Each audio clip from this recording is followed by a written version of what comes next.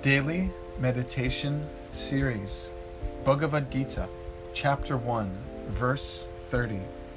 Nacha shaknomi avastatun brahmativa chame manaha nimitani chipashyami viparitani keshava.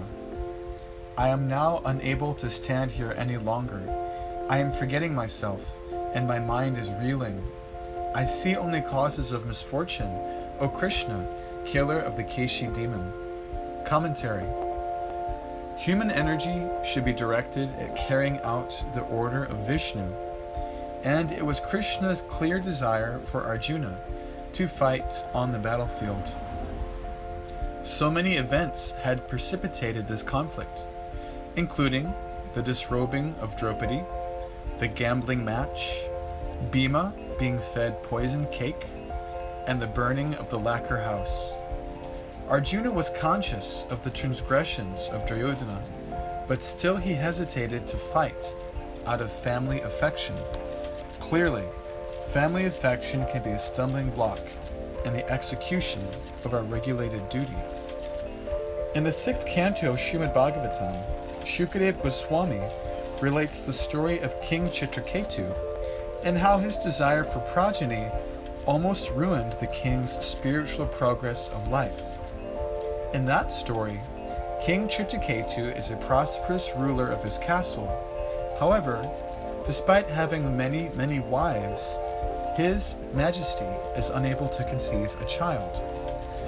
By ordinary wisdom, it is evident that King Chitraketu was not destined to produce children and should have made peace with the fact. But human desire is so perverse that we would rather adjust the laws of nature than become obedient servants of the universal order. The entire Vedic literature exists to evoke our sense of submission and service to providence.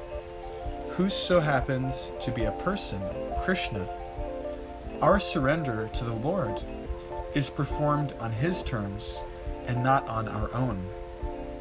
Thus, Chitraketu Maharaj should have conceded the point and executed his duty as a king in the spirit of renunciation.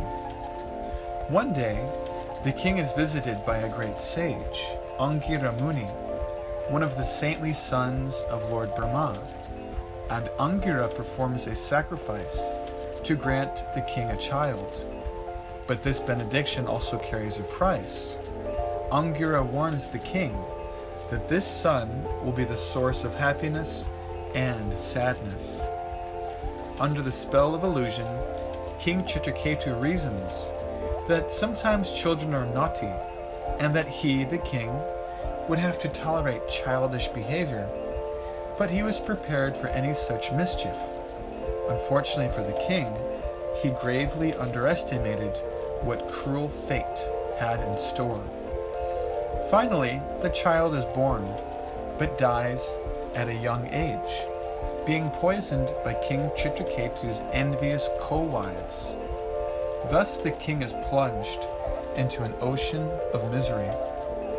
Only when Narada Muni arrives and brings the child back to life is the situation mitigated. But this child is not the same as he was before. He has been touched by the spiritual potency of Narada and is now a fully realized soul. On the liberated platform, the child lectures his parents about self-realization and then departs for his next destination. Finally understanding that he is not destined to have a son, King Chitraketu takes up the mystic yoga process and soon meets Lord Vishnu as a result of his cultivation.